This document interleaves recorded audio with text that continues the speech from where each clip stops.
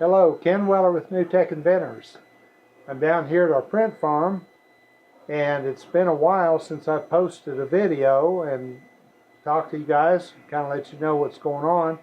I have been doing several videos over the last month or so.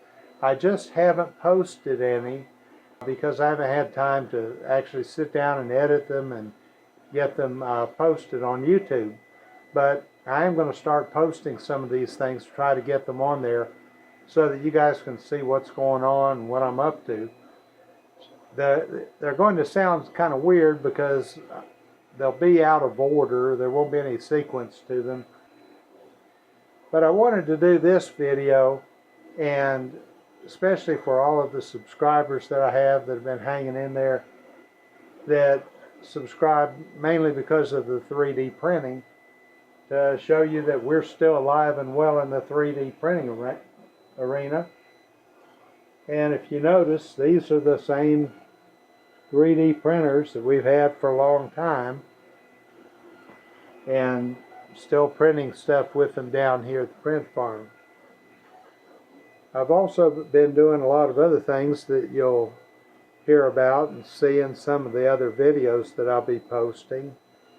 But regardless of what else I have going on, the 3D printing obviously just keeps on going, because we've gotten to a point to where we're not really trying to grow that much, because to be perfectly honest, I'm a little tired, getting a little old, I guess, and I just don't think I want to have things so busy around here that I don't have time for anything else.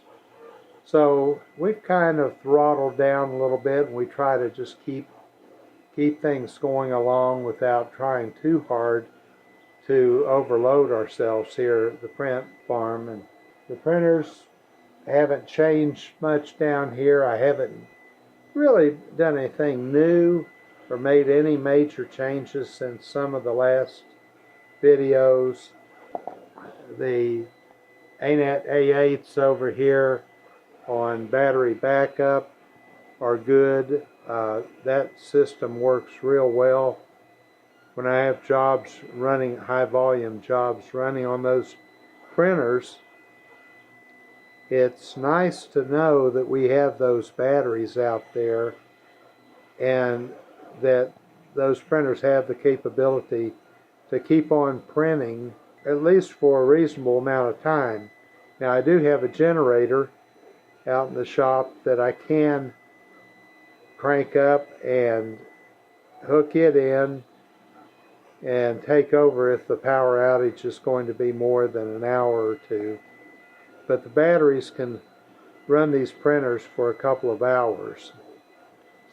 So the main thing is, when we have little interruptions, we don't want to lose our whole print job.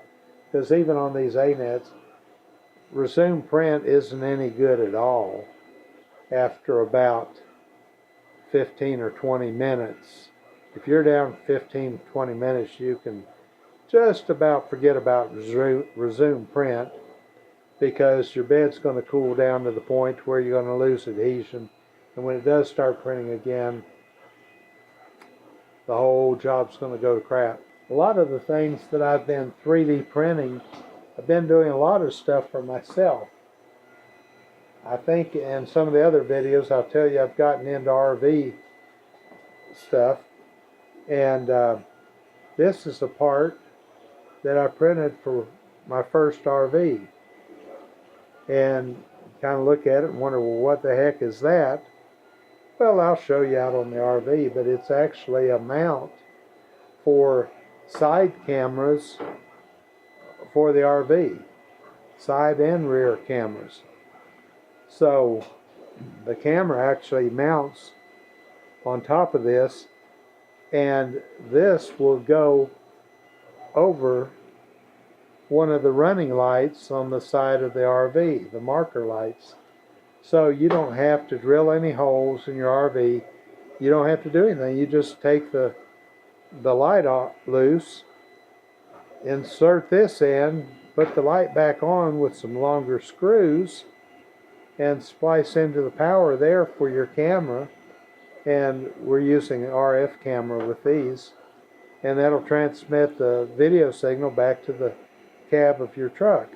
There are a lot of different things like this that I've been 3D printing and designing to work with the RV and make life easier there.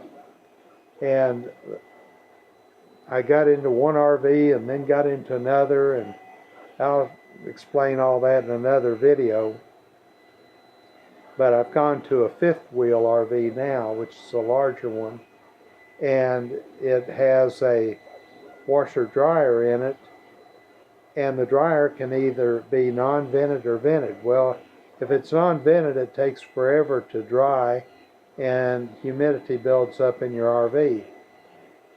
But if it's vented, it will dry a lot quicker, and it vents all that humidity outside of your RV. So I've 3D printed some stuff to be able to do that, but there's also no lint filter on the dryer. So I've actually 3D printed a lint filter, an inline lint filter that has a little tray that comes out with a screen where I can clean the lint and so forth. And I'll be showing you that. So that's just a few of the things I've been doing. Once you get into 3D printing, you find out that you can 3D print all of these different things that you never imagined before. You'll be looking at something and saying, well, I wish I had a little cup holder on this mini excavator out here. And I'll go out there and look at the excavator and find a place where one would attach, and then just design one to snap on it or something, and come in here and print it. Go out there and I've got my Diet Coke holder. So that's some of the stuff that where I benefit personally from getting into 3D printing and having the capability here to print these things, different sizes and with different materials and so forth. But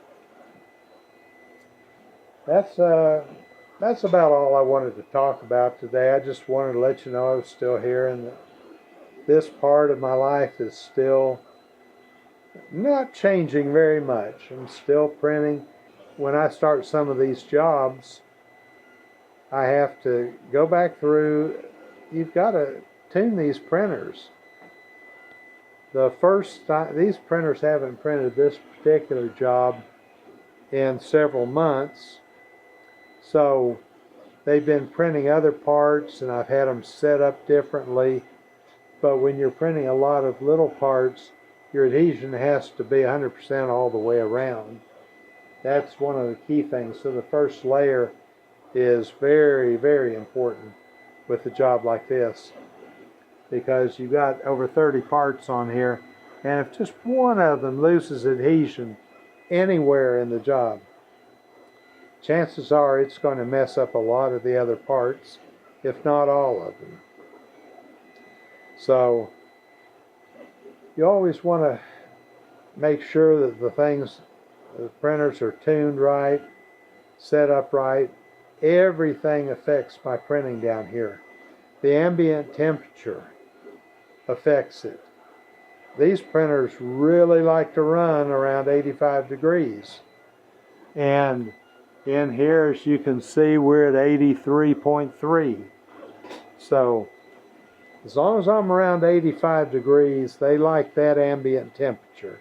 So that's one thing. Another thing, you'll notice if you look around here, you'll see these little laser temperature guns. And you'll see them everywhere. 52.6.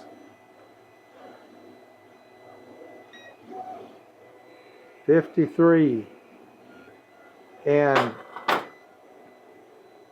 that's one thing that you have to do. You have to look at temperatures on the beds. It's hard to measure the temperature at the nozzle because it's very difficult to get a laser like this to be able to get right on the nozzle. And even if it does, the heating block and everything, it's hard to really get a good accurate measurement there. I have these little rubber boots, as you can see, that's a black one on there, but I keep those insulated boots, or try to keep them on these hot ends to help maintain the temperature there. So the temperature at that hot end, the temperature of the bed, the ambient temperature, and the reason the ambient temperature is important is because this bed, if the ambient temperature is cold, the outside edges of this bed are going to be a lot harder to heat, and it can cause a difference in temperature from the center to the outside quite a few degrees, and that can mess up your print, cause larger prints, the corners to lift, and things like that. So that temperature is important. Also, ambient temperature, you've got a fan here that's cooling